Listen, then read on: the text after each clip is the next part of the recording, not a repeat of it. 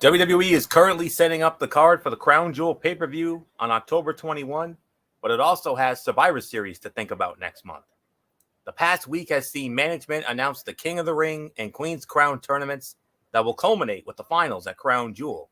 So we have been seeing various quarterfinal matches for the men and women. Tonight's show also included a showdown between Big E and Drew McIntyre, with the powerhouse of the New Day on Raw and McIntyre drafted to SmackDown. It looks like the Scottish Warrior is making one last play at the WWE Championship. We also saw rivals team up when Bianca Belair and Sasha Banks battled Becky Lynch and Charlotte Flair in tag team action. Let's take a look at what happened on this edition of Monday Night Raw, for this is Ridiculously Raw. Welcome, everybody, to Ridiculously Raw, the most must-see show on YouTube and StreamYard.com today. I am your host, Anthony Florio, joined as always by good old MF Michael Fletcher and the Phenom Michael Bullock on this night of celebration, ladies and gentlemen, for the Boston Red Sox have advanced into the American League Championship Series. Michael Bullock, all I can say, brother, is I am so damn happy for you and your team. You damn sure deserve that win, brother. You damn sure deserve it. So, we'll definitely have some fun with that, no doubt about that. And on behalf of teams that, you know, and are not really big fans of the Tampa Bay Rays, all I simply say is thank you. Because, I mean, with how they dominated my Yankees this year, brother, I mean, I was so damn glad to see your boys put them in their place. That was awesome. Well done. Well done. So, well, we'll have time for that after, but for right now, let's get to the business at hand. Monday Night Raw from the brand new Chase Center in San Francisco, California, the brand new home of the NBA's Golden State Warriors. And we started it off with that face-off segment, the WWE champion Big E and Drew McIntyre. And it was interrupted by the Usos. And it leads into a match later tonight. McIntyre and Big E teaming up against the Usos. This was a cut and dry talking segment. Two rivals traded some words before they were forced to align against the common enemy. And we have seen this kind of segment hundreds of times over the years. The best part was Big E's portion of the exchange. That guy can make anything funny, but it wasn't enough to make the whole segment anything special. It could have been copy and pasted from another script with the names changed and nobody would have noticed. And Kofi and Xavier gave a backstage interview before heading to the ring for the first match. Why didn't they run out to help Big E when the Usos attacked? That I'm wondering.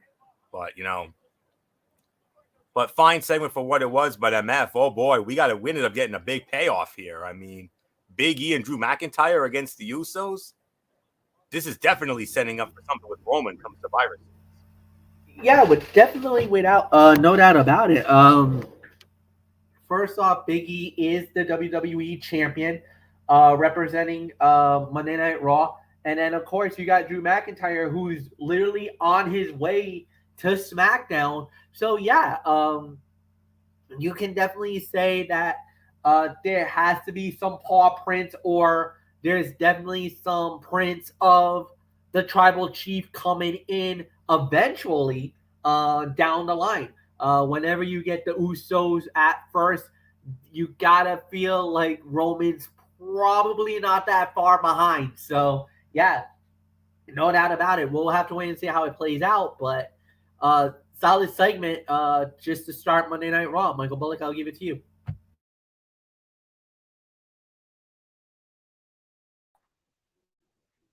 Yes. Excuse me, guys. I mean, it was a tough time. I mean, having to watch Raw, and of course, Game 4, the ALDS with my Red Sox eliminating the Tampa Bay Rays, and of course, Florio, the pleasure is all yours for what we were able to do to the Rays. So, yeah, yeah. So, yeah, I mean, I thought this was a good segment. I mean, this was basically, obviously setting up for that Crown Jewels showdown between Big E and Drew McIntyre, and you could say that this is Drew's last chance, because after Crown Jewel, he's officially going to SmackDown, and yeah, this could with what we're seeing later on tonight, could set up definitely some Survivor Series implications. So, Yeah, I mean, and now you got the two that are going to be facing off for the WWE Championship at Crown Jewel. They're going to have to team up and face the Usos. Yeah, and you know that the tribal chief has one mission, and that is to take out both of them. And who knows? I mean, I don't know about you guys, but because of the Usos going over there to confront, especially Drew McIntyre, you wonder if they have the feeling that Drew McIntyre is a threat to the Universal Championship. Because remember, Drew and Roman are no strangers to one another. So we'll wait and see how that sets up. So there's really nothing more to say. Florio, it is yours. And let's not forget, Raw versus SmackDown at Survivor Series. You know, it's probably going to be the same formula that we've had over the last few years, where we're going to see, I mean, a couple of traditional Survivor Series elimination matches and the battle of the champions, tag team champions, secondary champions, women's champions, and world champions. And as of right now, it would stand to be Big E versus Roman Reigns at the Survivor Series. And it would also stand to be Becky Lynch versus Charlotte Flair. And RK Bro would go up against the Usos. That would be those would be interesting matches. And then it would be Damian Priest against Nakamura. Could you imagine if they did that? Whoa, Nelly, that would be hella fun. That's an MF special right there. So definitely some things to think about. But we still got about a month and a half or so to go before we get to that. So let's not get too ahead of ourselves. But for right now, what we had next was our first match of the night. It was that first semifinal match in the King of the Ring tournament from the men's side, as it was Xavier Woods versus Ricochet. Winner of the match, 10 minutes and 55 seconds. Xavier Woods advances. He knocks off Ricochet. MF, I told you guys the other night that on paper, I thought this had the potential to steal the show. Did it, though. I thought it was a solid match. Damn good match. I enjoyed it. Probably the second best match in the King of the Ring tournament up to this point. I wouldn't say that it was the best. I still believe Finn Balor versus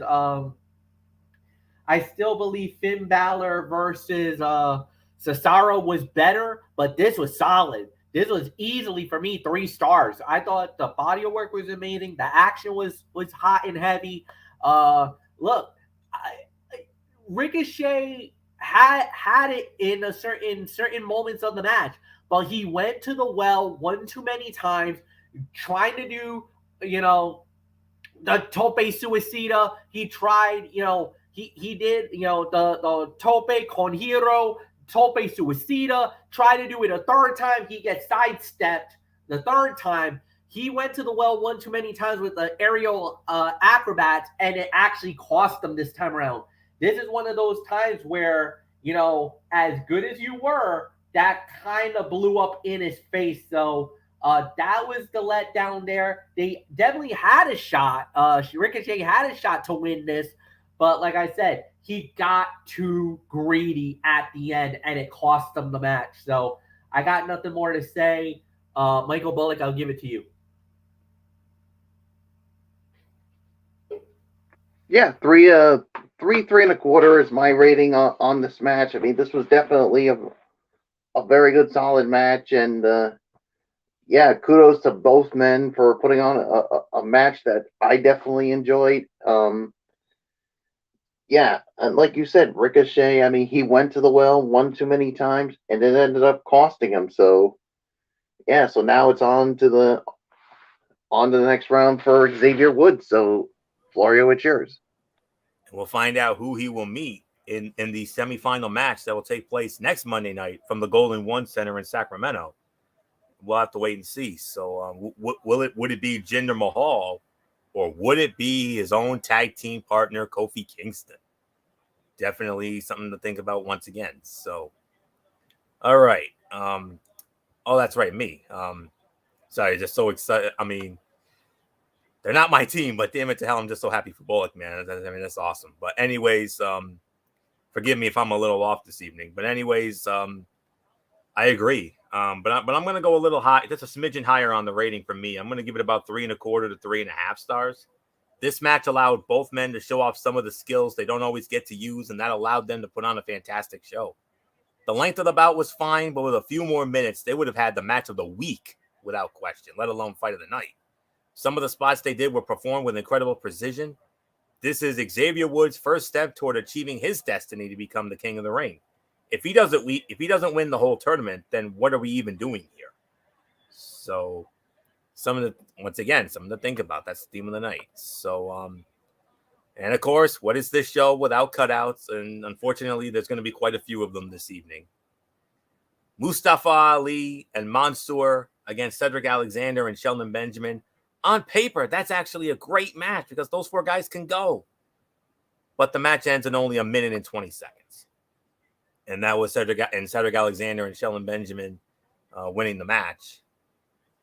It should be noted that the poor rating for this match is a reflection on whoever booked them to only get 2 minutes, not the four superstars involved. Mansoor is still growing, but Mustafa Ali, Shelton Benjamin, and Cedric Alexander are all great workers who have the potential to steal the show on any given night. This kind of match is unnecessary and does nothing to help anyone. D for dud. Sorry. Queen's Crown tournament action, the Raw side of it. Shayna Baszler versus Dana Brooke. Shayna Baszler wins the match, 1 minute and 25 seconds. While this match was just as short as the tag match we got before it, booking it this way made a lot more sense because they're trying to build Baszler back up into a monster badass heel. She shouldn't be having long competitive matches, especially with the likes of Dana Brooke. She should be beating these women quickly and with malice of forethought. However, even though this was the right call from a booking standpoint, it still wasn't long enough to be a great match. So I got to rate this with both facts in mind. I'll be a little more generous and give this 1 star for the effort. So even though I have every right to call this a dud too. But nonetheless, Shayna moves on and she'll meet the winner of the other semifinal later on between Doudrop and Natalya. And then from there, we had Omos squaring off against Riddle. Riddle, what the hell are you thinking, dude? I mean, I understand you want to prove yourself to Randy Orton. You want to prove to him that you've got the cojones to, do certain things. But picking a fight with Omos, no, bro, no. Like your tag team partner once said a couple years ago, and Bullock, you know where I'm going with this. Stupid. I mean, ugh. Omos squashed him in 2.5 minutes. Oh, by the way. So, just because it's fun to see someone decimate Riddle with ease doesn't mean this match was good. It was simple by design to mask Omos's inexperience, but it had some fun moments. AJ Styles asking for instant replays in slow motion was kind of funny, even if the crowd didn't seem into it.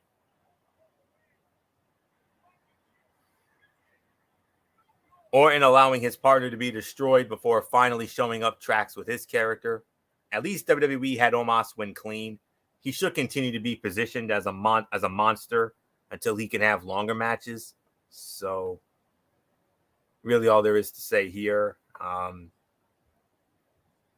Then we had Jeff Hardy squaring off against. Then there was an in-ring segment with Bobby Lashley addressing Bill Goldberg, and another cookie cutter segment there. Austin Theory, Jeff Hardy. Austin Theory wins the match in 2 minutes. And yeah, Austin Theory wins the match 2 minutes and 5 seconds, pulling the tights and getting the win. Oh, by the way. So, other than the opening bout between Xavier Woods and Ricochet, every match that followed on this card, so up to this point, had been less than 5 minutes. It gets a lot of people on the show, which I appreciate, but every match suffered as a result. This could have been a fun exchange between two talented athletes. Instead, it was a short contest that included shenanigans from the 24/7 championship. Thanks, Draft. What little Hardy and Theory did look good, let's hope these two get another chance to have a proper bout and a proper performance. Another 1 star probably. So not much more to say there. Then we had the second semifinal matchup, as it was Kofi Kingston versus Jinder Mahal. And unfortunately, we're not going to get the match that we wanted. I actually wanted to see Xavier and Kofi square off, but unfortunately, that's not going to happen. Jinder Mahal wins the match, 8 minutes and 55 seconds. I believe this goes to Bullock because this is the next relevant thing we're getting into.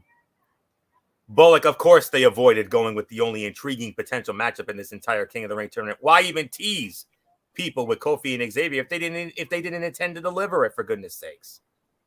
Yeah, I mean, I'm actually with you, Florio. I mean, if you were going to tease Kofi Kingston, a possible Kofi Kingston and Xavier Woods semifinal, then what was the point of this? So, what was the point of having Jinder Mahal go over? I don't know why, but to me, I mean, I'll give this about 2.5 stars for the effort here. So, I'm not going to really touch base more on it. So, Florio, it is yours. Yeah, what a damn shame, man. I mean, you put Xavier and Kofi against each other, that would have been, oh my Lord, that would have had show stealer potential and then some. 2.5 to 2 3/4 of a star. Mahal has never been too popular because WWE has never made his character enjoyable. But he is actually a good in-ring worker who doesn't get enough credit for his reliability. He knows how to work against just about any kind of opponent and make them look good. The outcome was not ideal, but everything that came before it was solid. Kofi had a few great spots, but also made a couple of minor mistakes along the way. Taking away the possibility of seeing Woods versus Kingston in the semifinals is going to make a lot of fans angry. Well, you got at least 2 for sure, myself and Bullock. MF, are we going to make it 3 as I give it to you? 2.5, 2 3/4 of a star? 2 3/4 of a star. Yes, in a way. I'm not happy that we lost Woods versus Kofi, but here's another thing. It would have caused a rift in the New Day.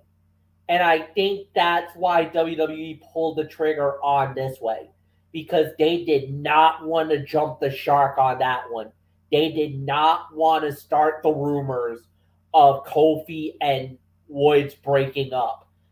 They're a tag team. They're established. They're the best thing for Monday Night Raw right now. If these two guys go on their own, are they really going to survive on a singles run? Kofi, yes. But what about Woods? That I think Woods would get lost in the shuffle. That's why they did what they did. That's why they resulted in the way that they resulted in. Because of the fact that because what if Woods and Kofi go at it? What happens at that point if one goes over the other? You know the rumors of a breakup would start. So WWE cut the neck cut the neck of the snake before it started. They basically squashed any rumor of any possible breakup or anything like that because you knew that was going to be the next thing that was going to go. They know WWE logic and they know these fans. You do Woods versus Kofi, you know there was going to be rumors of a breakup. It was going to start. The drumbeat was going to get loud. So, what do? You give it to Jinder Mahal, who I believe is going to win the King of the Ring. And you let him go over. At least now you have a face versus heel matchup in the semifinal. Now, if Xavier Woods wins, now you're talking maybe Woods getting the biggest moment of his career. You know, Big E got a big moment as WWE champion. Kofi got a big moment becoming WWE champion. What if Xavier Woods gets a big moment in King of the Ring and becomes the King of the Ring? you know, when you're the king of the ring, that does propel you to major stardom. Look at all the guys who've won it all and what their careers have been like after winning the king of the ring. So we're just gonna have to wait and see. So nothing more to say. Yeah, I'm a little disappointed that we're not getting Woods versus Kofi, but I do understand the logic and I do understand why they did it. So I'm not like you guys. I'm not as bitter about it. We'll say that. Florio, it's yours. Great points all around, MF. I mean, I didn't even think about that, but you're right. So with that being said, let's move on. All hell broke loose here, and you knew it would. The big women's tag team matchup, the champions and the challengers, if you will. The Raw Women's Champion, Charlotte Flair, along with the SmackDown Women's Champion, Becky Lynch, versus Sasha Banks and Bianca Belair. You want to talk about strange bedfellows? Oh, this was. All hell breaks loose before the match even gets underway. Adam and Sonya, they demanded that the referees get everything under control and get the match started. And unfortunately, it didn't really work out because it ends up going to a no contest after roughly 5 minutes. The pre-match brawl was chaotic and fun, but the match that followed failed to keep that same energy before breaking down. The way they played out made more sense than how WWE usually books rivals as tag team partners, but the overall execution felt off somehow. But they did bring the physicality, though. I'll give it that. So, I mean, what else is there to say? I mean, MF, we knew this was going to get out of control in a hurry. And boy, howdy it did. Danilo and Fibio, the referee, couldn't keep it under control. The referees couldn't keep it under control. The only way you could have controlled it is if you brought in the National Guard or something like that. Yeah, no, this is what it had to be. This is what we expected it to be. When it exploded, and there was really nothing more that you could have done at that point. So no, I think we all kind of knew, nod, wink, wink. This was gonna end up the way that it was gonna end. I got nothing more to say. Bullock, if you want to talk about it, it's an automatic NA anyway. Yeah, like you said, and as soon as I first heard of the match, I was like, this could not end well. I mean, because we all know about the bitter rivalry with Sasha Banks and Bianca Belair.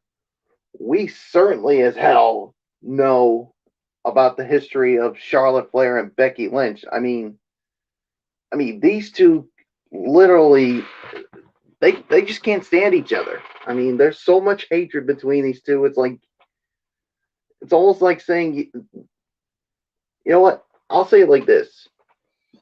All four of these women, they won't be getting together for Thanksgiving or Christmas anytime soon. I mean, there's so much hatred between both sides. I mean, you knew it was going to erupt, and that's exactly what we saw here. So, yeah, I really got nothing more to say. Florio, as I give it to you, it looks like both of these women from both sides won't be getting together for the holidays anytime soon. Absolutely not. I mean, there ain't going to be no pleasantries. That's all there is to say on that. There ain't going to be no cards exchanged or, even though we all know that is a time, those are a time of counting blessings in the whole 9 yards. But the four of them, they ain't going to be having no damn Sisterhood of the Traveling Pants or a Kumbaya session anytime soon. Forget that. No way. So, man, what a shame though, because I mean, if you had let these four have a match, an actual match, I mean, this is another match that had show stealer potential. This was one match I was really looking forward to going into the show tonight when I first heard it was announced. But then, well, it is what it is, as we always say. So then the second semifinal match or quarterfinal match or whatever you want to call it, Doudrop versus Natalya. Doudrop wins the match in 3 minutes, and believe it or not, gentlemen, this was actually the longest match of the first round, if you can believe that. So yep, so Doudrop will advance in an even 3 minutes. Short but decent match. Natalya looked aggressive, and Doudrop did things that highlight her strengths as a performer. The outcome was not a huge surprise, but it would have been nice if they had a little more time. WWE has been booking a lot of quick women's matches lately, and it's becoming a bad trend. Unfortunately, we're starting to dip back into the direction of ho-hum diva fights again, gentlemen, and you know how much we hated that back in the day, and unfortunately, it looks like we're going back to that for right now. But nonetheless, Doudrop has advanced, and she will now take on Shayna Baszler with the right to go to Saudi Arabia and battle for the Queen's Crown tournament against either Carmella or Zelina Vega. So there isn't really much more to say on that. Probably about a 1.5 star match for the effort. So 1.5, 1 3/4 probably. So that's really all we can say on that. And then the big main event. The big main event next week, or I should say tonight, rather. Big E, the WWE champion, and Drew McIntyre teaming up against the SmackDown Tag Team Champions, the Usos. A little taste of Raw versus SmackDown. Usos win the match via a countout in 15 minutes and 15 seconds. And I don't know who's supposed to start off, so I'm just going to take it for a spin here. Even with the countout finish, this was the fight of the night. I'm gonna give this 3.5 to 3 3/4 of a star. I mean, we already saw two pairs of partners who were unable to coexist on this show. So seeing WWE do the same thing with Big E and McIntyre felt a little lazy. Everything else in this match was great. The Usos can carry any team to a good match, but Big E and McIntyre are talented too, so it ended up being a competitive bout. McIntyre, I think, came out on top this week, so we should expect Big E to be looking for revenge before they meet in Saudi Arabia at Crown Jewel. So 3.5 to 3 3/4 of a star. MF, I mean, count out win. I mean, Mr. SmackDown, are you really going to feel satisfied with a win like that? The thing was, okay, fine, I'll give you that. But there's something even better. McIntyre and Big E were absolutely brawling at each other. The ultimate winner tonight was the tribal chief Roman Reigns. He loves to see this. He's probably grinning from ear to ear. It wasn't the perfect plan, but they're killing each other. They're destroying each other at Monday Night Raw tonight. He's thinking in the back of his mind, good. Continue. Continue to destroy yourselves. Because when I get involved, right around Survivor Series, it's going to be easy pickings for one Big E from this tribal chief. So, no. And the thing is that, like you said, the mission was simple. Soften them up. That's exactly what you needed it to do. Not win the match, but soften them up. That's the mission that Roman Reigns was sending to the Usos. And for the most part, it worked. Now they kind of try to get involved, and then there was a moment where it looked like everything was going according to plan. Then it kind of blew up a little bit briefly, but what was the lasting image that we had? Big E and Drew going at it, one-on-one, mano-a-mano in the center of the ring. And nobody could stop them. Biggie tried to go for the big ending. He got Claymored at the end. That's fine. Oh, by the way, nice little hemoglobin on your forehead. Put some ice on that. You might want to put some ice on that very very quickly there. Um, Drew. Plus the blood. Gonna need that cleaned. So, not to say anything more. Yes, it was a 3.5 star match, but like you said, Florio, it doesn't matter. That was just the first battle. November's the war, and that's where I'm looking for the victory. But I can claim a little here, but it's not much. But the mission statement is very clear. It's not. It wasn't a total victory, but like I said, the biggest winner tonight was the tribal chief, the universal champion, Roman Reigns. Bullock, it's yours.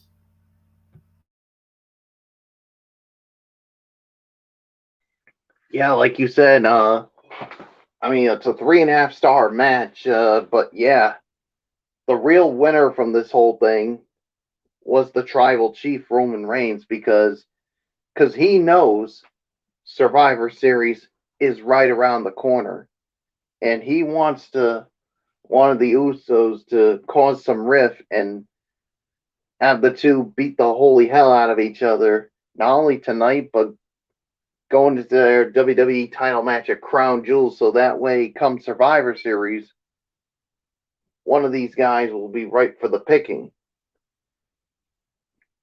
But here's the problem when it comes to Roman's plan.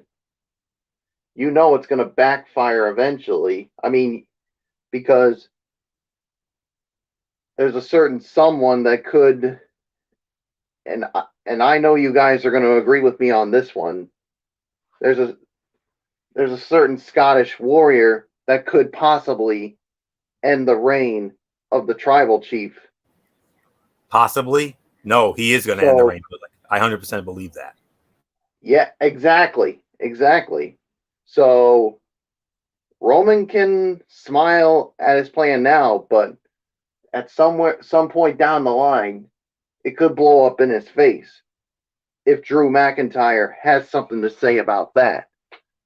So it may work for Big E, but it may not work for Drew McIntyre when he's the one that could possibly, not possibly, but definitely end the reign of the tribal chief.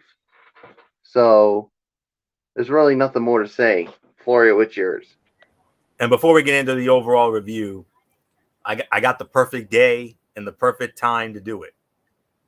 April 3rd, 2022, AT&T Stadium, Arlington, Texas, Jerry World, 90 to 100,000. Even though you know WWE is going to inflate the hell out of that attendance. You know them. You know they love to embellish on the attendance. It doesn't matter how many there are. It's going to be 90 to 100,000. But I believe WrestleMania 38. You want to give Drew the big moment in front of fans? I can't think of a better one to do it. I can't think of a better time to do it than there. Right there. Or maybe even St. Louis, TWA Dome, Royal Rumble. Tickets go on sale, I believe, this Friday. So there you go. So, but I think Jerry World would be the more ideal place. That's just me. But he's the one who's going to do it. But anyways, get into the overall review on this Columbus Day edition of Monday Night Raw and NMF. I mean, the men's side of the King of the Ring tournament, the matches have been solid to good to great. But the women's side, no, honey, not so much. Yeah, no, it's been very disappointing, no doubt about it. But hopefully we do get something better. Because I do believe all semifinal matches are this week on SmackDown. No. Just the Carmella. SmackDown.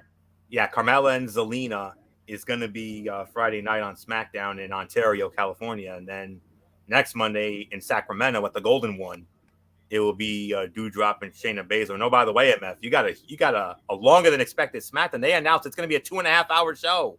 Yeah, well, you know why they pull that trigger? Because they're going right after AEW. You damn They're right. going right at Rampage for this one. You know what?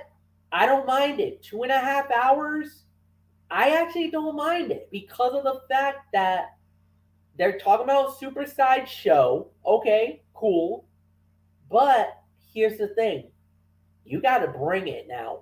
Because if you're going to bring that final half an hour and you're going to bring it right in front of AEW's wheelhouse, that means you got to do something monster in order to get the payoff. To for people not to watch AEW and to watch your product, you got to do something big, like monstrous. So I don't know. We'll have to wait and see. But as far as tonight goes, uh, well, it was decent, but not so great. I mean, lot of cutouts here. Um, I could say to me 50-50 show. I'll give it 5 out of 10. I'm going to be a little generous here. So Bullock is yours.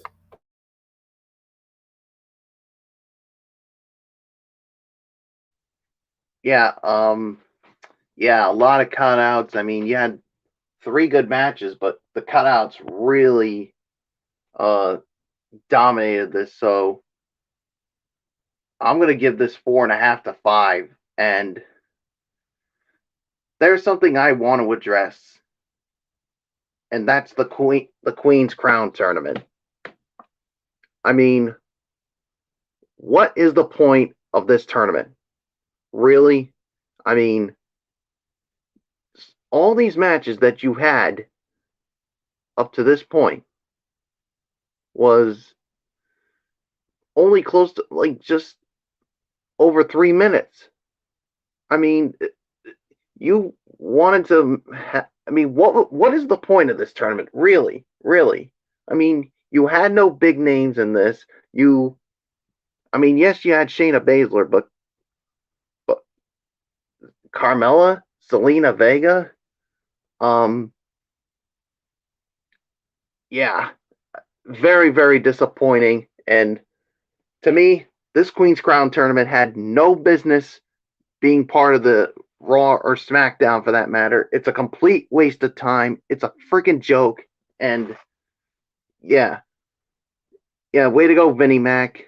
You wanted to do something good? Well, your Queen's Crown tournament is an epic failure. I don't care what happens the rest of the way. It's an epic failure. I'm done. I'm finished. Florio, it's yours. Yeah, this show had some highlights, but as a whole, it wasn't that great. It had too many short matches and a few outcomes that were head scratchers. 5.5. I mean, it was a back to reality show. I mean, what else is there for me to say? It was a back to reality show. So I'm just gonna leave it at that. So I'm gonna have this is a very I'm about to do right now a very special Tony's take here. I'm not gonna do my usual stuff because of the fact that this past Saturday night I actually sat down and decided to take a chance on the Impact Wrestling Knockouts Knockdown special that took place on Impact Plus this past Saturday night. And I was very pleasantly surprised at what I saw. So with that being said, let's get into it. And well, a couple of things to address. First off, we had an all-female announce team. I mean, they really did this thing up. I mean, we actually had an all-female announce team. Veda Scott served as the play-by-play announcer, and Mickie James served as the analyst. Very interesting.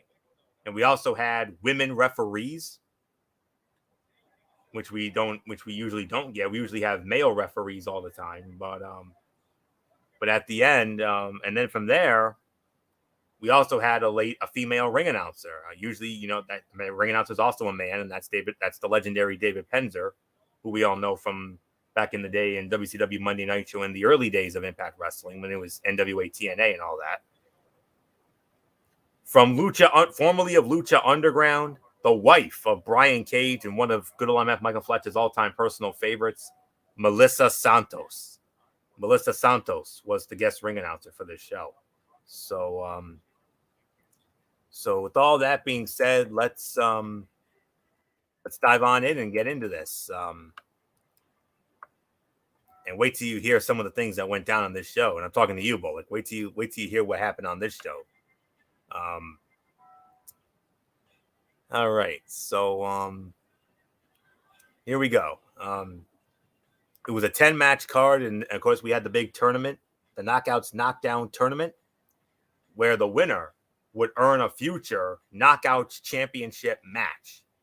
So, first match of the night, it was Rachel Ellering versus Lady Frost, and Rachel Ellering wins the match in 11 minutes and 54 seconds. 2 3/4 of a star for that. I don't have reviews for all these matches, but I will have reviews for some of the bigger matches. Second first round match, it was Renee Michelle versus Chelsea Green. Chelsea Green wins the match, 8 minutes and 28 seconds. 2 1/4 star match for that. Next matchup, it was, well, Brandy Loren. You had a major uphill battle for you because you had to go one-on-one with a former mainstay of NXT and Bullock, one of your favorites, Mercedes Martinez. And Mercedes Martinez won the match 2 minutes and 9 seconds. And it's a no rating, but it is because it was a delicious squash. That's really what it was. And then the final first round match, it was Tasha Steelz versus Jamie Senegal, and Tasha Steelz won the match in 11 minutes and 4 seconds. 2.5 stars for that one. Then we had a Pick Your Poison match. The Knockouts champion, Deonna Purrazzo, accompanied by Matthew Raywalt, formerly Aiden English in the WWE. And she faced a hand-picked opponent from Mickie James, per Scott D'Amore and Gail Kim in that segment from last week's show that was in the boardroom when Gail and Mickie and Deonna had that little dust up in the boardroom. Scott D'Amore said to Mickie, "You can pick Deonna's opponent, and she'll fight at Knockouts Knockdown." And Mickey's handpicked opponent turned out to be Masha Slamovich. And the winner of the match in 12 minutes and 1 second, it was the virtuosa Deonna Purrazzo. That was another 2.5 star match.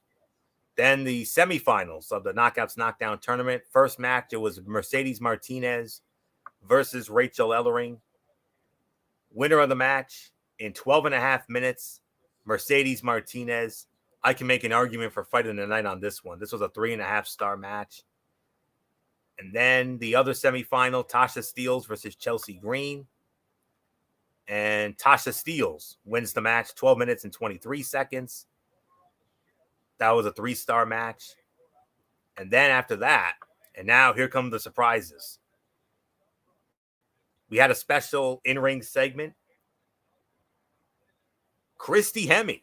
We all remember Christy Hemme. Christy Hemme, of course, we all know, back in the summer of 2004, won the WWE Diva Search and was in the WWE for about a year or two. And then about 2 years. And then 2 years later, she ended up going to TNA Impact Wrestling, where she had a much bigger career than she did in WWE. Christy Hemme came out and made the official announcement that the newest inductee into the Impact Wrestling Hall of Fame, none other than Awesome Kong, aka Karma in WWE. She's going into the Impact Wrestling Hall of Fame, and her enshrinement will take place on October 23rd as part of the Bound for Glory pay-per-view from Sam's Town in Las Vegas. So there's that. And then from there, we had a very special Monsters Ball match in memoriam of Shannon Daphne Spruill. You remember Daphne, formerly of WCW, and then went to TNA and had a decent career down there. Was one of the her along with Taylor Wilde. They were the first two women to ever participate in a Monsters Ball match. It wasn't one-on-one with each other. It was a mixed, an intergender tag team Monsters Ball match, Slammiversary in 2009. Daphne teamed up with Raven against Taylor Wilde and the Monster Abyss, and Taylor and Abyss won the match. And this Monsters Ball match that they did was a tribute, if you will, in memoriam of Shannon Daphne Spruill. You know the tragic story of she took her own, she committed suicide, and those very disturbing posts on social media, late summer, but we miss her every day, and just a damn shame what happened, but it is what it is. And it was Savannah Evans versus Kimberly versus Alicia Edwards versus Jordan Grace, and the winner of the match in 10 minutes and 4 seconds, it was Savannah Evans. Savannah Evans picked up the win. That was a 3-star match. And then the final match of the Knockouts Knockdown tournament, Tasha Steelz, Mercedes Martinez, winner of the match, 10 minutes and 58 seconds. And the next in line for a Knockouts title match, talk about opening the forbidden door. Mercedes Martinez wins the tournament. She defeats Tasha Steelz.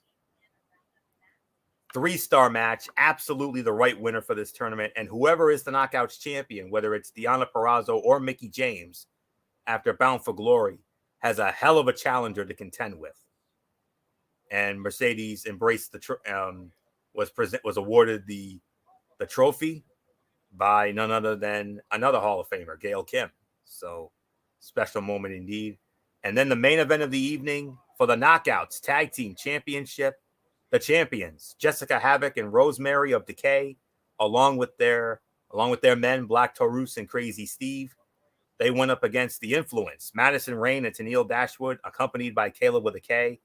Winners of the match in 10 minutes and 43 seconds. And still the Knockouts Tag Team Champions, Decay. That was a 3-star match. 8 out of 10. Good showing for the ladies up and down the card Saturday night. And if I wasn't excited enough about things, the inspiration is coming. Yes. Jessica McKay, Cassie Lee, or as we best know them, Billie Kay and Peyton Royce, formerly the Iconics. They're now going to be known as the Inspiration, and they are Impact Wrestling bound. Whoa, business has just picked up indeed in the Knockouts division. That is all there is to say on that. And they're going to debut. They're going to make their debut at the Bound for Glory pay-per-view on the 23rd. So, yep, they're coming. And any promotion smart enough to book Jessica McKay and Cassie Lee is going to get nothing but hype from me. So, all hail the Knockouts right now. So, 8 out of 10, great show. And that's really all there is to say on that. So with that, I'm going to put the bow on this edition of Ridiculously Raw. We want to thank you all so very much for tuning in. We're going to be off the next couple of nights. We're not going to have a show tomorrow, and we're not going to have a show on Wednesday because of the fact that there will be no AEW Dynamite due to the debut of the NHL on TNT. They're going to start on Wednesday night, and we will not have a Wednesday Night Mayhem show. So we're going to be off for the next couple of nights, but we're going to be back with you on Thursday night for another edition of Strictly Sports College Football Thursday, week 7. It's going to be week number 7. And the headline matchup as of now, it's going to be Kentucky versus Georgia. And there are some other good ones, but it's not the most attractive week, but we'll get into all that on Thursday night as part of College Football Thursday. And another change to our schedule, Friday night. It will not be the Cerebral Smack Talk. However, it will be a special Friday edition of NFL Saturday. We're going to get into week 6 of the NFL. And, of course, we got a lot of great matchups. The game of the week looks to be it's now going to be the Los Angeles Chargers squaring off against the Baltimore Ravens. Of course, some other good matchups to look forward to. We got the Buffalo Bills against the Tennessee Titans. The Arizona Cardinals, in what will be their toughest test as of yet, they'll be squaring off against the Cleveland Browns. Of course, we also have what I'm calling the Derek Ferreira Bowl. His two favorite teams, the Dallas Cowboys and the New England Patriots. They're going to be squaring off. We got another London game with the Miami Dolphins and the Jacksonville Jaguars. We'll get into all of that on Friday night, special Friday edition of that. And then we're going to have a special Saturday night edition of the Cerebral Smack Talk. As of now, it's tending to be a very stacked show. As we'll see about NXT 2.0. We'll see about that. I don't know if we'll get into that, but we'll see. But we will most certainly be getting into the supersized Friday Night SmackDown. We'll also get into AEW Rampage. And we will also be getting into the special Saturday night edition of AEW Dynamite. And then next Monday night, we'll do it all again, Ridiculously Raw, the go-home show for Crown Jewel. So that's it. So until Thursday night for the Week 7 edition of Strictly Sports College Football Thursday, this is Anthony Florio here, signing off. On behalf of all of us here at the Wrestling Forum, Good Old MF Michael Fletcher, the Phenom Michael Bullock, the First Lady of the Wrestling Forum, the Twisted Angel Dee Dee Woodson, who we continue to hold in prayer as she's currently on another leave of absence, and we hope to have her back with us very soon. But Dee Dee, we love you. We're thinking of you. We're praying for you. And then, of course, always and forever, the Yankee Messiah 401, without him, none of this would be possible. Derek Ferreira. You know the routine, everybody. Thumbs up. Talk to you later. Yeah. Throw it up Fortune 4 style. Bye for now, my friends. God bless. Be good to each other. Have a blessed few days. And until Thursday night for the Week 7 edition of College Football Thursday, you've been watching Ridiculously Raw right here on the Tone 25 on YouTube and StreamYard.com. And remember, my friends, no matter what anyone tells you, beyond anything else, wrestling is indeed actually real. For everybody who's been a part of this one, for now, Anthony Florio, so long. Bye, everybody. Bye.